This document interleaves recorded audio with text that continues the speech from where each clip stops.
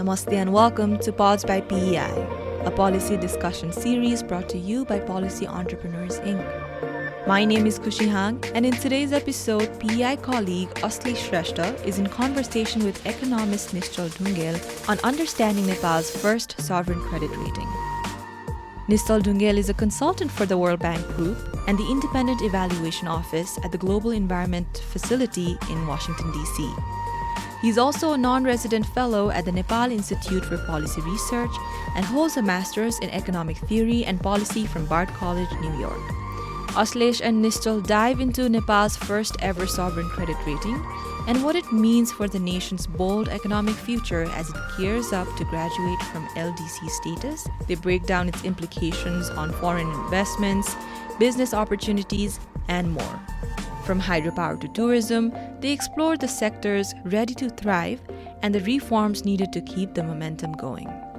Disclaimer: the views expressed in this podcast are Nischal's personal views and do not reflect the views of the organizations he works for or represents. Like listening to pods? We'd love to hear your thoughts. So please comment on Spotify, Apple Podcasts, YouTube, or wherever you listen to the show. You can also follow us on Twitter at Tweet2PEI and on Facebook and Instagram at Policy Entrepreneurs Inc. for updates on the latest episodes. We hope you enjoy the conversation. Glad to welcome you here at Pods by PEI, Nischal. How are things going in Washington? Everything is good. Just busy with work and, following Nepal economy closely. So, we'll get right into the topic of sovereign credit rating then. Before getting into the discussion, I'd like to bring in certain things into context. Nepal recently, in November 21st, received the first sovereign credit rating of BB-, and this process has been going on for quite some time, right? From 2019, I think there was a discussion on, before the investment summit in 2019, there was calls of getting this rating done, but due to certain reasons and after that COVID and certain economic imbalances, this process only started in April 2024, right before the investment summit in 2024. And now that the ratings has been done, there is some optimism regarding this milestone event that it is going to bring some boost to the Nepali economy. So before discussing the implications for the Nepali economy of this sovereign credit rating, could you briefly explain to the listeners what a sovereign credit rating is and which agencies are responsible for providing these kind of ratings?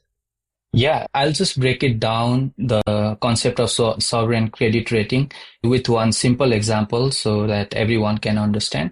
So let's say you want to borrow money from a bank, right? So basically, the bank will look at your credit history, which tells whether you have paid your previous loans on time or not. This is very important. Similarly, if you take the case of US, there are credit score, which basically reflects the credit history of customers, and it usually ranges from 300 to 850. And higher score means that it would be easier to get a loan, and if you have a low score, it would be very hard to get a loan. So what's the catch here actually is bank looks at your credit history, right? So credit history is the catch, and based on credit history, bank makes the decision whether to lend you money or not. So similarly, sovereign credit rating, they're more applied to entire nations rather than individuals. And these ratings are usually assigned by big international credit rating agencies. There are three, which are S&P, it's called Standard & Poor's, and next is Fitch Rating, and the other is Moody's. They have their own rating scores, and these major agencies usually use various factors or considers various factors, including economic data, government debt levels, and political stability to measure whether the country can pay back its debt or not. So in simple language, it's the measure where ratings are the measures whether the country can pay back its loan or not. And these credit agencies usually have their own scoring system. For example, Fitch Rating has its criteria from AAA to down to D.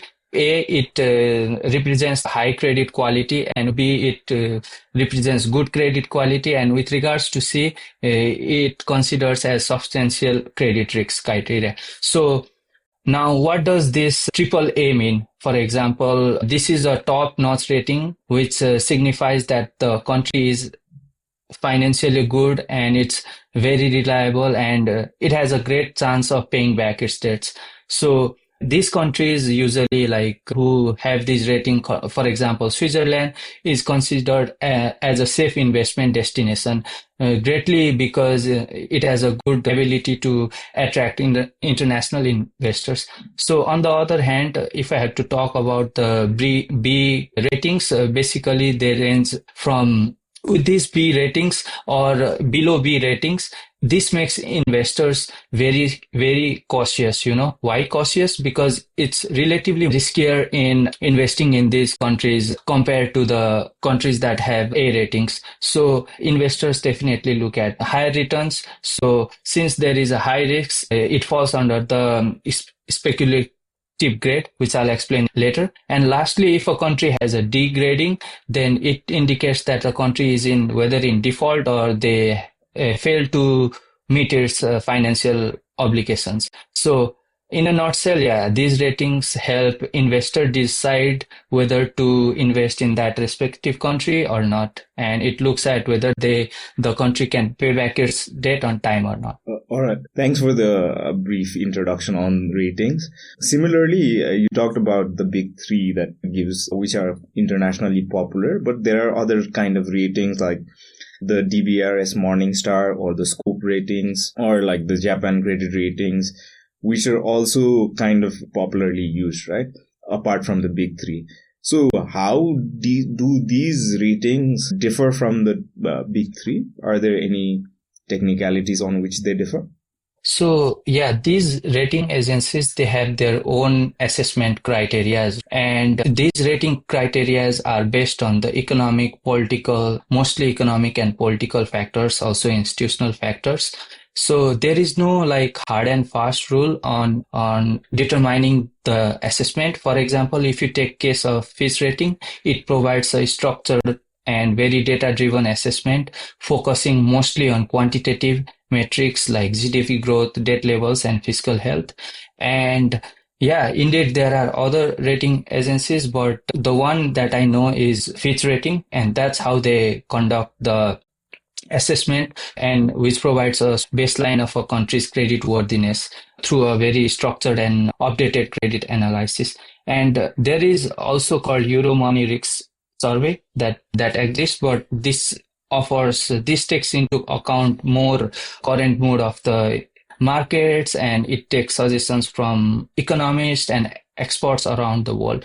And they don't heavily rely on hard data. They mostly rely on the opinions, since it's a survey, right? So it'll be a opinion based. So okay, that makes sense. Yeah. So you just mentioned that the Fitch ratings takes into consideration certain macroeconomic indicators, right? While assessing any country's credit potential or credit worthiness, let's say. But what are the major macroeconomic indicators that are considered specifically in the Fitch ratings? Because we would want to kind of highlight the current scenario or the current situation of these indicators in the Nepali context. So could you briefly tell us what kind of indicators have been basically monitored in this ratings? So yeah, Fitch ratings, they considered various factors, especially macroeconomic factors, and these factors provide a detailed picture of country's economic health and its ability to meet financial obligations, right? And some of the measures one is gross domestic product, GDP growth, next is debt to GDP ratio, and also they look at fiscal balance. Next is foreign exchange reserve, and then they also take political stability into consideration. So just to go through quickly how Fitch rating has seen Nepal's economy is that it has predicted that, especially World Bank, it has predicted that country is expected to grow at around 5% in 2025, right? This means that the economy is thriving or it's growing. and this indicates a very healthy economic activity going on, especially driven by hydropower and agriculture, as well as recovery in tourism. And with regards to debt to GDP ratio, this ratio generally indicates how much debt a country holds relative to its GDP or economic output. And then if the lower ratios are generally seen as positive. And as per fees, Nepal's debt seen is quite manageable at this moment, which is around 44% of GDP. And next is fiscal balance. With regards to fiscal balance, it looks at the country's revenue and expenditure. And Nepal's federal government deficit is expected to narrow down, mainly because of, I think, fiscal consolidation efforts. And similarly, foreign exchange reserve, I think this plays one of the key roles. It is very important while paying the debt, we have to look at whether the country can pay back the money or not, right? Because this directly shows how much reserve the country has. For example, if you take the case of Nepal, we receive remittance and we also have income from tourism sectors. But if we look at the outflow of money, it's mostly through imports, right? Because we import heavily from India and mostly from India. And I think these are the major ones. Besides this, they also look at the inflation rate and current account balance. And then there is also a factor called environment, social, and governance indicators. And they place a huge importance on ESG indicators as well. For example, as I said earlier, political stability. And if you see the case of Nepal's ranking, it is below the 50th percentile in global indices, and this negatively impacts Nepal credit profile. Similarly, I'll not go into detail, but there are other factors such as rule of law and governance, human rights, creditor rights, which they take into consideration. All right. So the creditor rights, maybe we'll come into that later, because that would be a important part on whether or not investors are willing to invest in Nepal. But let's get into the main part of the topic, which would be Nepal getting the BB minus rating. And obviously there is optimism in Nepal that we've got a certain rating, which even though is in the speculative risk zone, but still a good rating in terms of how the economy has performed in the past few years, right? So in your article specifically, you've mentioned the term junk status related to this category, BB minus category. So could you explain what relevance does the BB minus category provide to the Nepali economy, and what junk status mean to the listeners? Because that is very interesting why the term junk has been used here. Yeah, I think you have rightly pointed out that Nepal received its first ever sovereign credit rating from Fitch. And I think Nepal should definitely celebrate this milestone because it's the first time we have received it. And with regards to BB minus rating, which is given to Nepal, it's also called junk status, or it's under speculative status, right? So this basically means that investing in this country is risky. Like, it's not about being bad. It's about the higher chance of running into trouble compared to investing in more stable countries, let's say India. Because of this risk, investors, they expect higher returns to make their investment worth it. So it's just the risk components. Because of that, it is called junk status. So there are uncertainties surrounding like business, financials, or economic conditions, right? And it can be any one of those. And it is the reason why it's kept on the speculative or given a junk status. I think how Fitch sees our economy, or the way they have rated our economy, is even though Nepal is not buried in debt, or, it's not, the debt situation is not that risky, it is open to various shocks like natural disasters or big global economic shifts that affects this rating. For example, imagine if our remittance or tourism income decreases, right? Then that will have a big blow off on the economy. So these geopolitical or global economic shift might impact it. So there are some uncertainties that makes investment very risky in the countries. And also, as I discussed, there are governance and political stability factors. And maybe because of this reason also, it's riskier to invest in Nepal. You can see the case of frequent government change, and that hugely impacts because investors, they want stability,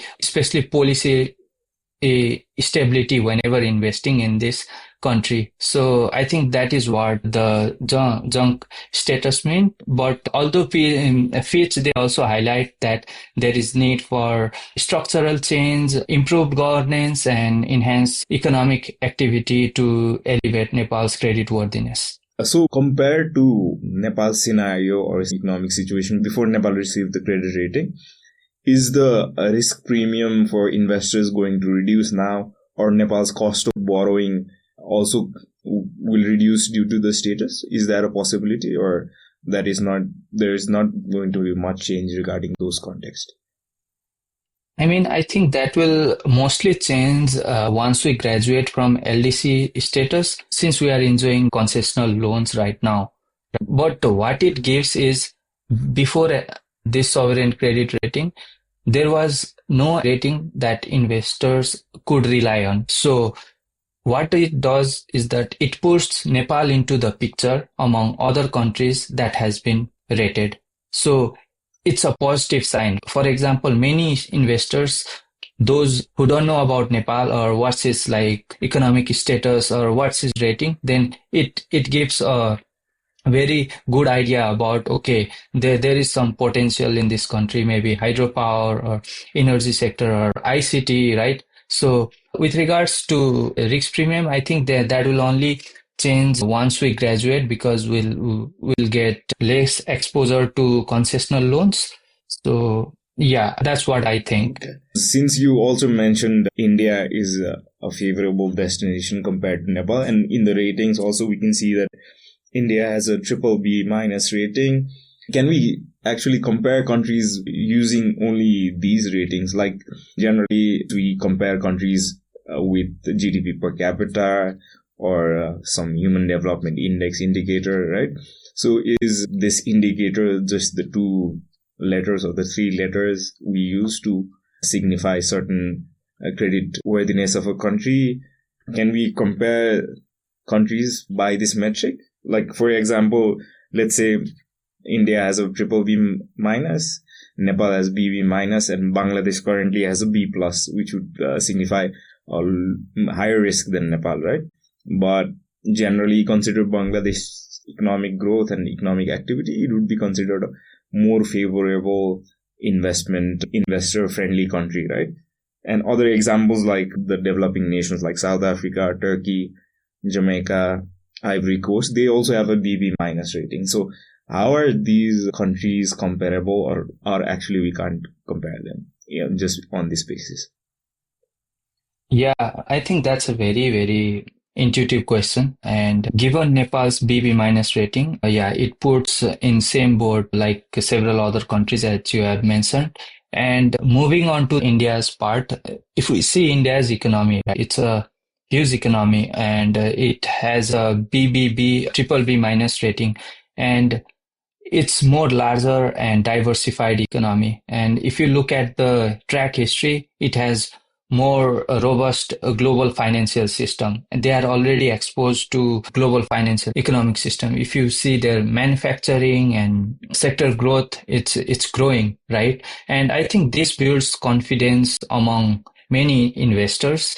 And why would someone invest in country like Nepal or Bangladesh if you are seeing the growth of 6-7% in emerging economy like India, right? So that's why it is under the investment grade rating, BBB-. So now if we see the case of Bangladesh, and to see whether Nepal is more favorable investment destination than Bangladesh or any other similarly related country, then I think this is not very straightforward answer in my opinion, because sovereign credit rating is just one of the metrics where investors, they look at whether it's good to invest in that country or not.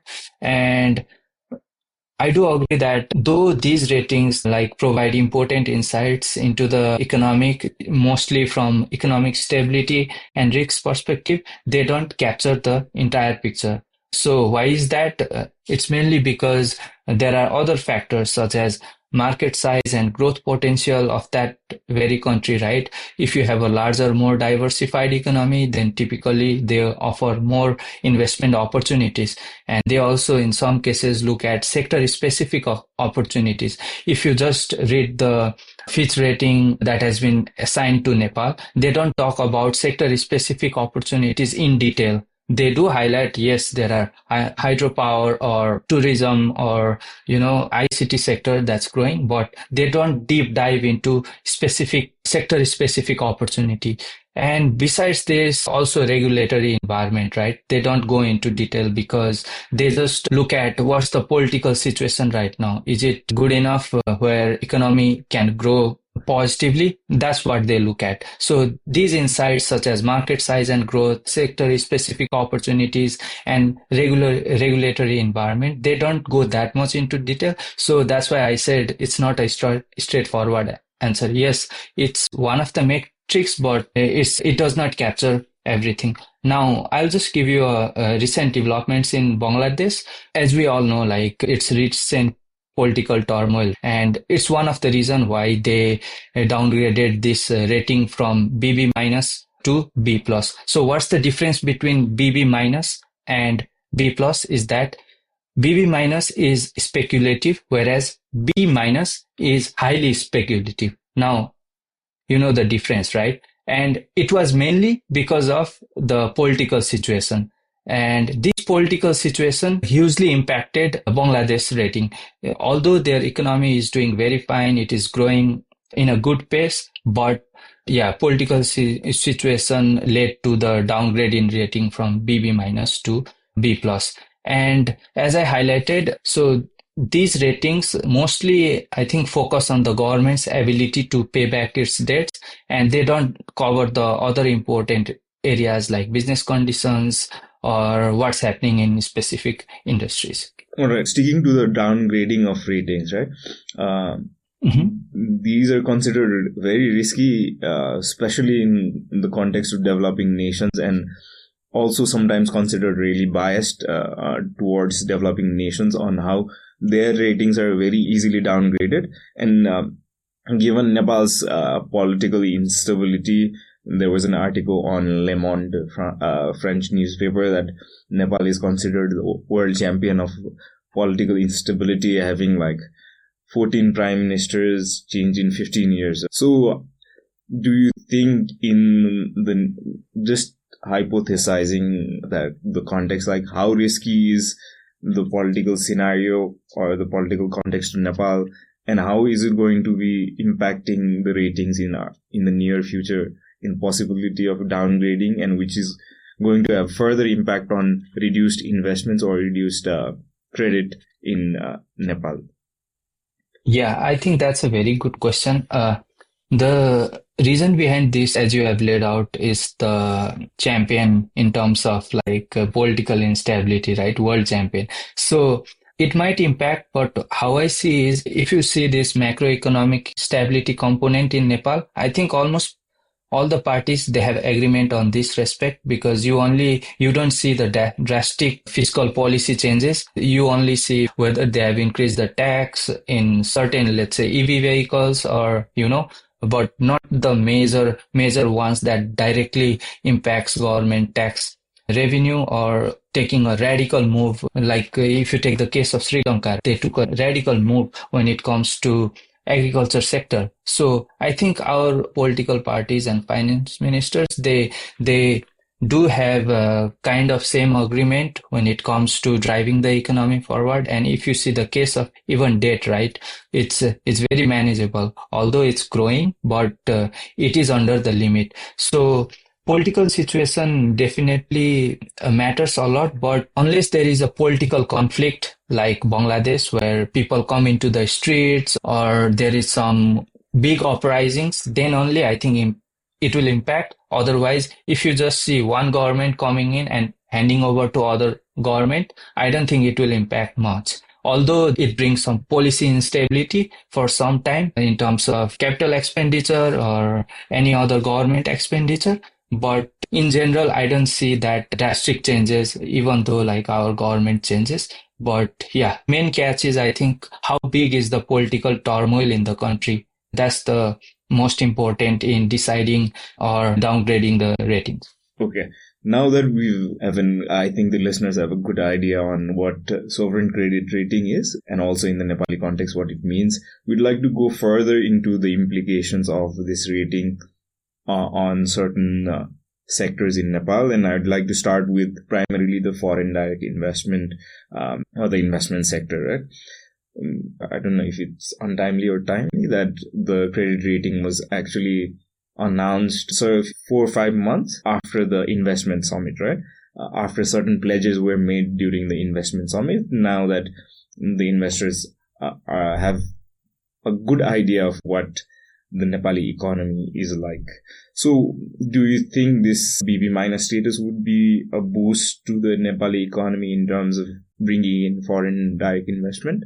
Yeah. So I think I have kind of covered this in my Kathmandu Post article as well. Getting assigned BB minus rating definitely, I think, gives a bit of spotlight in the world of global investment. Now the investors know that, okay, Nepal is relatively stable and it is worth considering for potential investment. That's the positive aspect. But what we have to look at is it's not the overall picture, right? If you see the case of FDI in Nepal, it's been, I think, quite a ride. If you see the FDI numbers, like in 2019, there was around 190 million FDI inflow, and the following year during the pandemic, it significantly impacted, and then it dipped. After that, things picked up, and then FDI shoot up.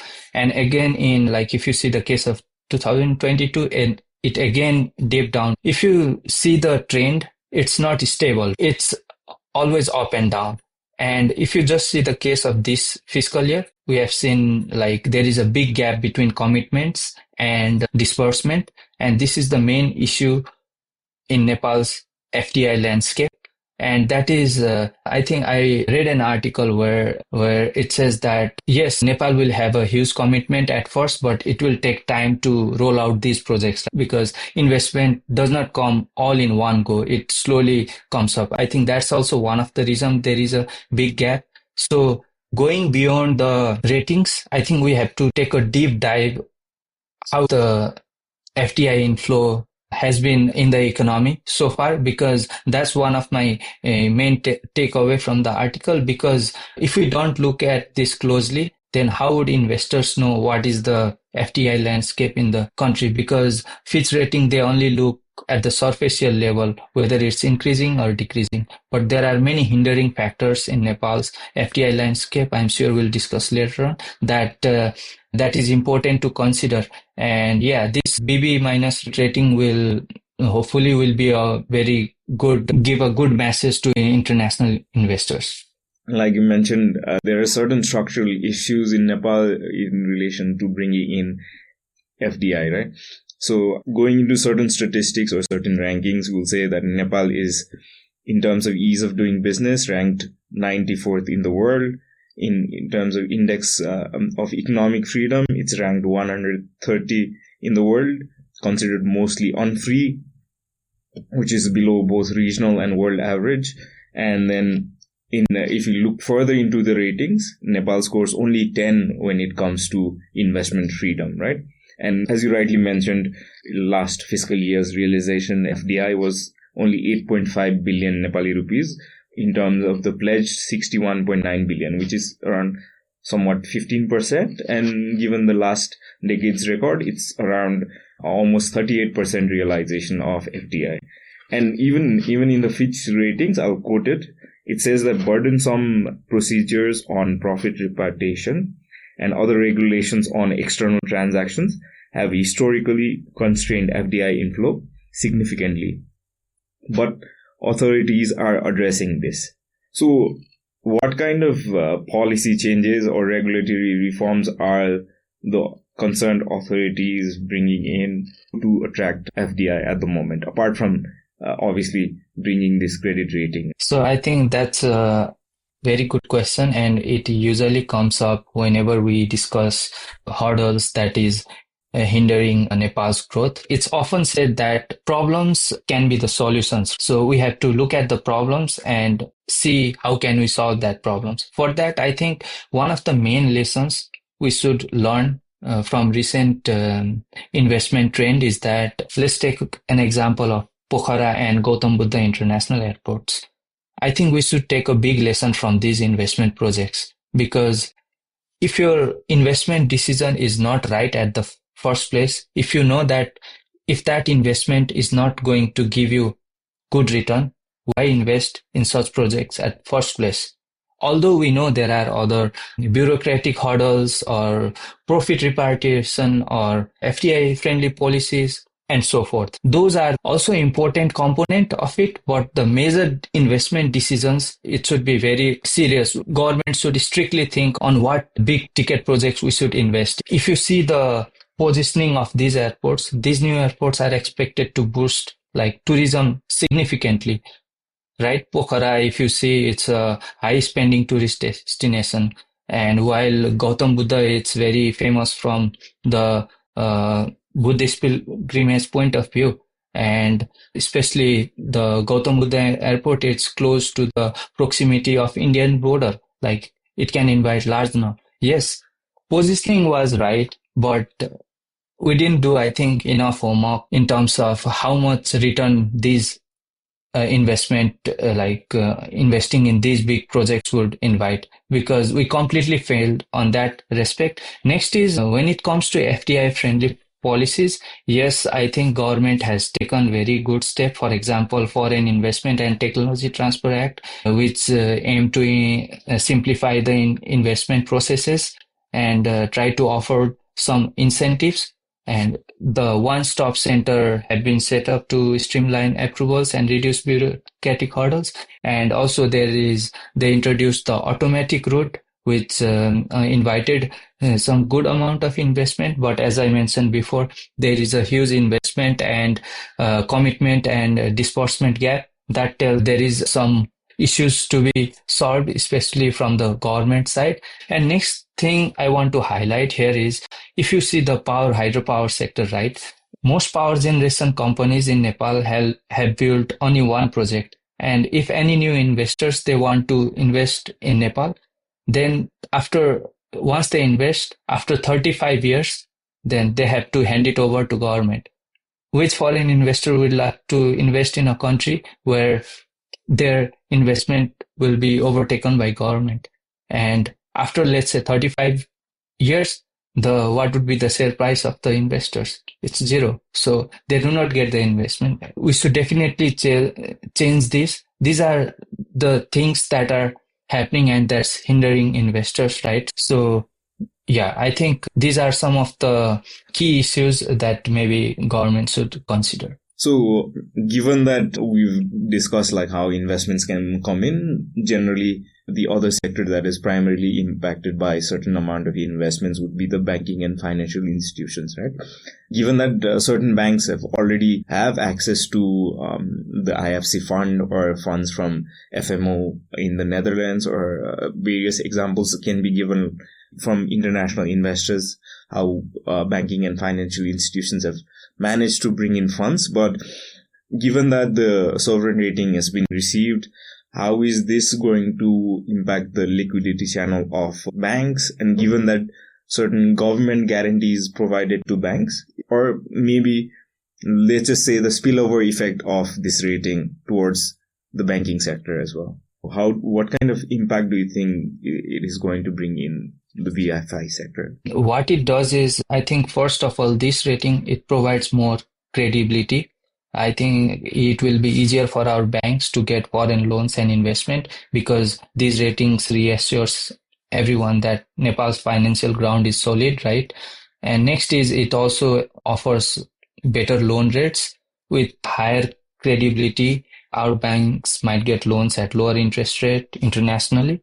This means that they lend more money to local business in Nepal and helping them grow. And I think next thing is it might invite new players in town, such as like it could attract new foreign banks, and they might bring new practices and competition. Right now, we only have Standard Chartered, I guess. So I think it gives exposure to other international bank to invest in our country. And with regards to ripple effects, for example, if the like country's rating is solid, right, it helps improve their ratings of individual banks too, because this means lower cost when our banks need to borrow money, and more trust from the international investors and customers. And I think with regards to government safety or safety net, if you see the case of Nepal's banking sector, non-performing loans have been one of the big challenge.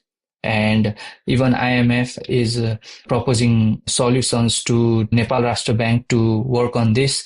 And I think they are conducting this audit on major commercial banks, doing study with regards to non-performing loans, where our banks missing out and why the loans are going bad. So I think these studies are undergoing, but the sovereign credit rating definitely gives a good image about Nepal.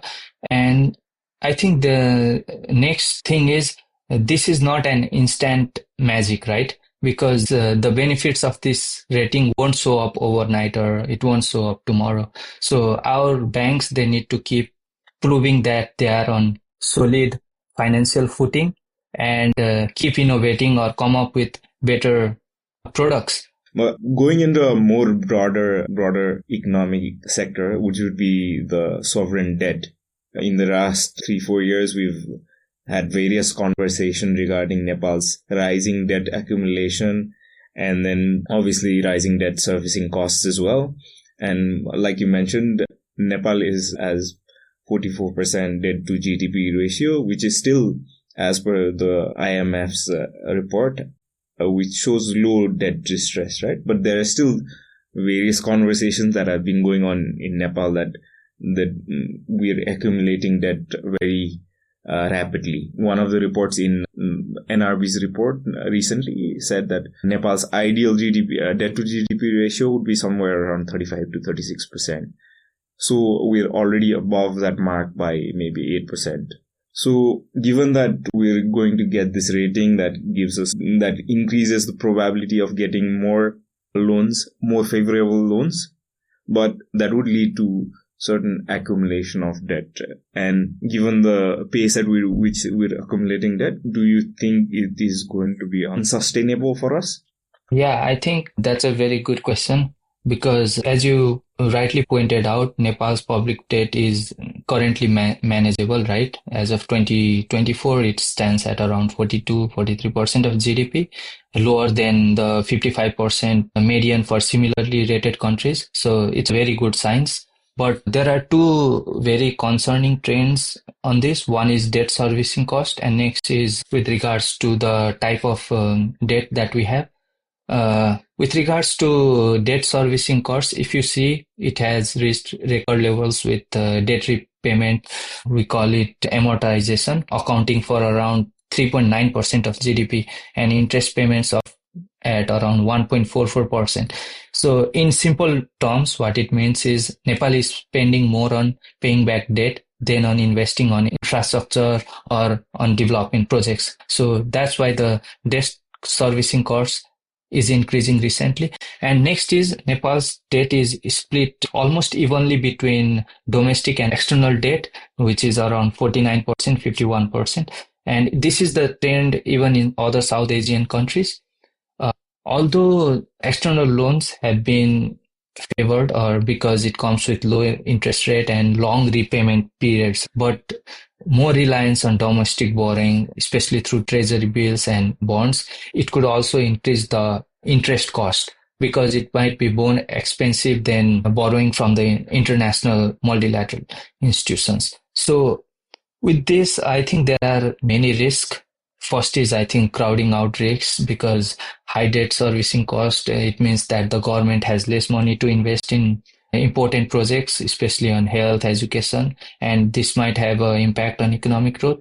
And there is one thing I think in this piece I did not, in my article, that I did not cover with regards to climate vulnerability and debt dynamics. Like IMF and World Bank, they have this debt sustainability framework for low income countries. It is very manageable. And now what they are trying to do is they are trying to integrate climate risks in this debt sustainability framework as well. And that's very important because if you see many studies, it has highlighted that a rise in climate vulnerability directly correlates with a significant increase in public debt, up to like 13% of GDP, similar to countries like Nepal. And this is a very important factor for Nepal. And I recently read a paper by the Nepali economist who is working at climate analytics based in USA. And what his findings tells us is that nations that have high vulnerability but also have high resilience to climate-related disasters are likely to maintain the sustainable public debt. But if you see the case of Nepal, Nepal stands more on debt repayment front because its capacity to fund climate resilience and adaptation may be constrained because of this. And high vulnerability to climate impacts could increase the borrowing to fund recovery and adaptation efforts for Nepal, and this might further increase the debt levels for this country. I think it would be very good to highlight this climate aspect, and I think Fitch rating also misses on this respect. Climate risks has been incorporated in many banks. In many banks have tried to consider climate risks, but it's very evolving topic, and even IMF and World Bank are working on this. Next thing is revenue constraints. Nepal has always struggled to meet its revenue collection targets. This, I think, if you see over the years, we have fallen by 25% short, and if this trend continues, right, it could lead to a greater borrowing just to cover the recurrent expenditure, and will not have enough money to support the capital expenditure. And as you have mentioned, like we are dependent on concessional funding, mostly overseas development assistance. Till 2026, we have this privilege, but after this, we might lose this privilege as well. So I think these are the few things I think that's hindering Nepal's growth. The next important question is, will this sovereign rating help or hurt Nepal, right? It's very important to consider this as well because it has impact on debt conditionalities as well. There are both positive and negative effects of this. The positive aspect is that a stable BB minus rating, it gives a good signal to lenders that Nepal has a low risk of default, and Nepal has been paying its debt on time, which could help the government negotiate better loan terms in future. And next is, if our rating is downgraded, then it could increase the borrowing cost, and both for government and private sector, and it would signal the higher default risk to lenders. Like you pointed out regarding Nepal's graduation from the LDC status, obviously the focus is going to be on the private sector, right? The private sector bringing growth to the economy, but in context of Nepal, the lack of capital has always been a significant obstacle for businesses. Apart from other structural issues that we discussed, lack of capital has been a significant hindrance. As you mentioned in your article, there's a financing gap of around $3.56 billion in Nepal, specifically for businesses.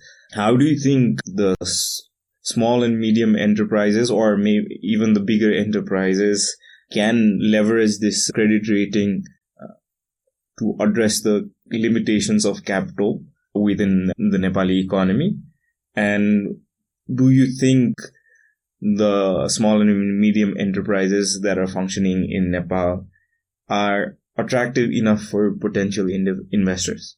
That's an interesting question because credit rating will definitely play a very important role in especially boosting the growth prospect of local business, particularly micro, small and medium-sized enterprises, right? But what is important here is whenever we see the reports coming out from policy think tanks or big international organization, we say that, okay, there is a huge financing gap in the country. And this is mostly the case of all the developing countries. Financing is always major problem. But with the credit guarantee schemes, the point that me and my co-author Nidan Shrestha, we were trying to make on this is that we should also leverage the amount of capital that the country has, because there is a huge potential on this respect that we have to in many countries credit guarantee schemes have been utilized to counter the risks that is inherent in the undeserved sectors. So this becomes very important, and these credit guarantee schemes will help especially SMEs to get the capital and at the same time grow their business. While SMEs Nepal face challenges, it might become attractive to investors, especially those prioritizing ESGs. There have been cases where Nepal private equity and venture capital have been able to bring those green funds from international market, like from Netherlands. And next is, I think it is very important to meet the investor expectation, because investors are looking for business that align with ESG principle, right? And with ESG principle, they can. It's a very tricky part for Nepal's business as well, because not every SMEs take ESGs into consideration, and this might restrict our SMEs to access such ESG related investment. I think the SMEs need to effectively communicate their ESG initiatives to investors, and this can be done mostly through sustainability reports, impact assessment, and the participating in ESG ratings, and that is something international investors might look. So working on this would be one step. Next is, I think there is a role for innovative financial instruments, as I laid out, credit guarantee schemes. While these schemes, can you give one example regarding the credit guarantee scheme? Maybe it would help the listeners understand the concept better. Yeah, sure. So in the context of, like, I can give you the case of Nigeria, where they have this Development Bank of Nigeria, and they have this subsidiary firm called Impact Credit Guarantee Limited.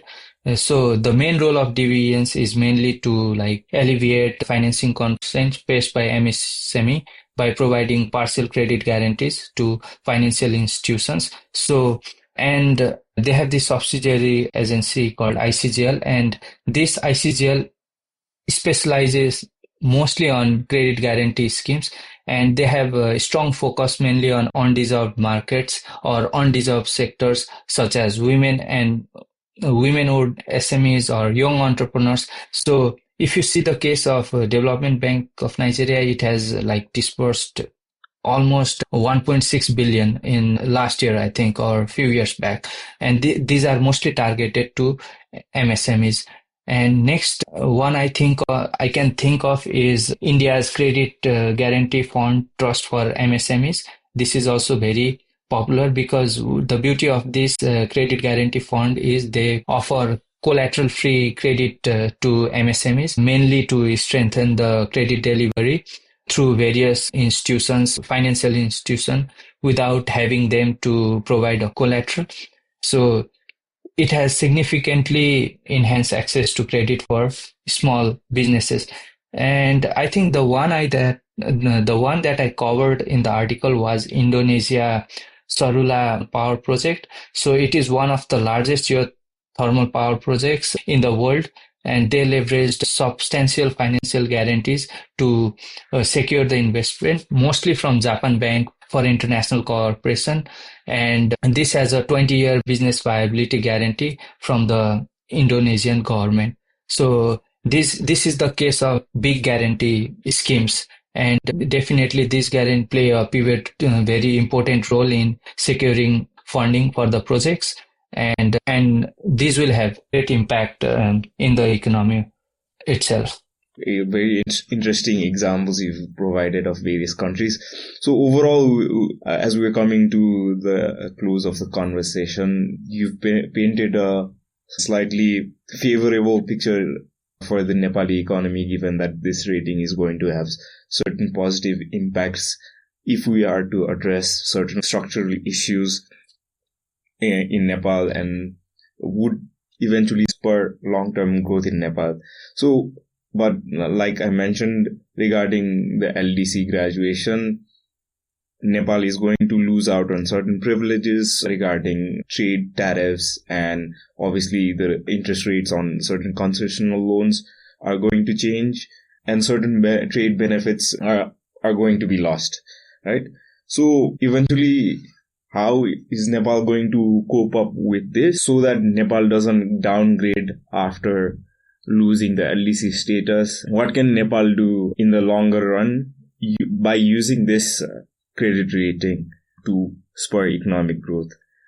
I would like you to frame your answer and also provide the concluding thoughts on how Nepal can maybe sustain the ranking, or maybe even upgrade the ranking to a higher level, to maybe investment status like India.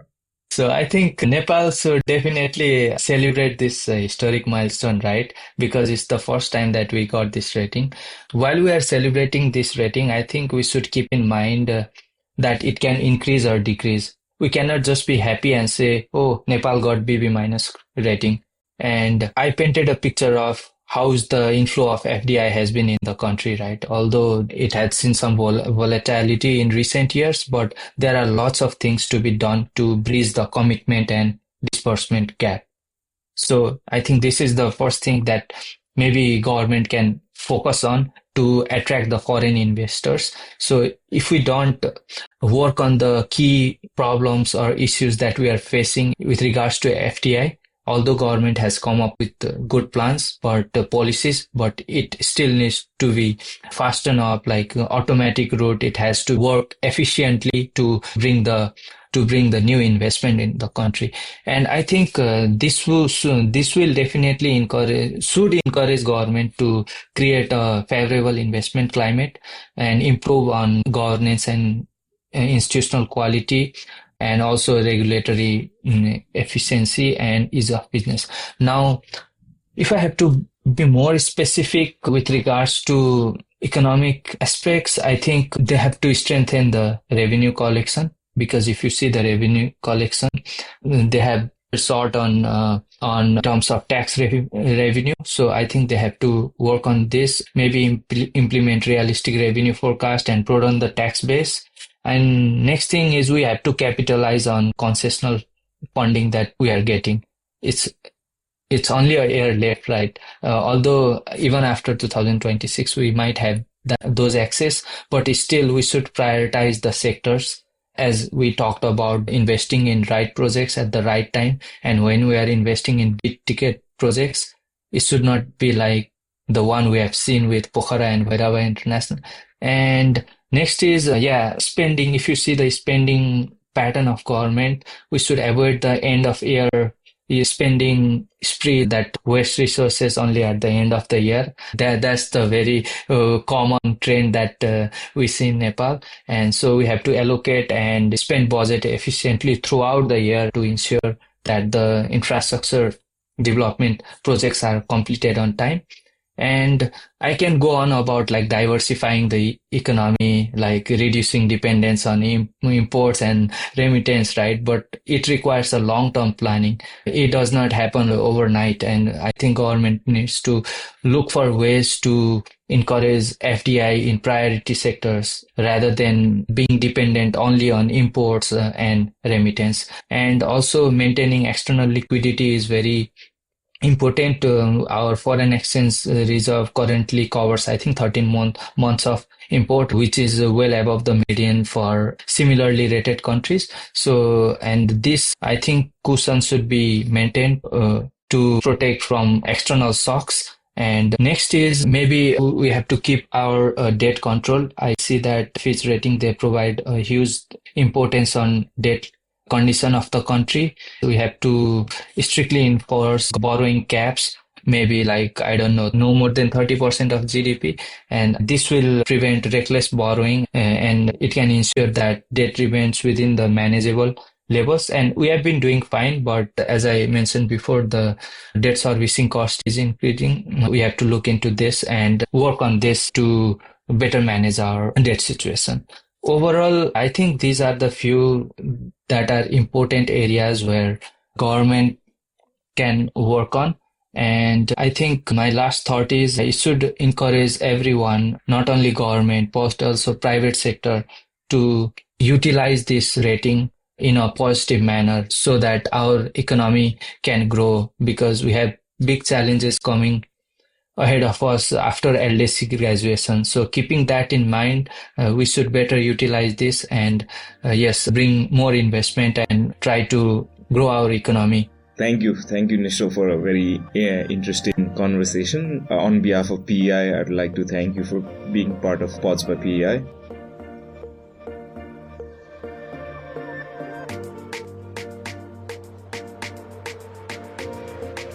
Thanks for listening to Pods by PEI. I hope you enjoyed Aslesh's conversation with Nischal on understanding Nepal's first sovereign credit rating. Today's episode was produced by me, Khushi Hang, with support from Nirjan Rai and Bibhuti Bhatta. The episode was recorded and edited at the PEI studio, and our theme music is courtesy of Rohit Shakya from Zindabad. If you liked today's episode, please subscribe to our podcast. Also, please do us a favor by sharing us on social media and leaving a review on Spotify, Apple Podcasts, YouTube, or wherever you listen to the show.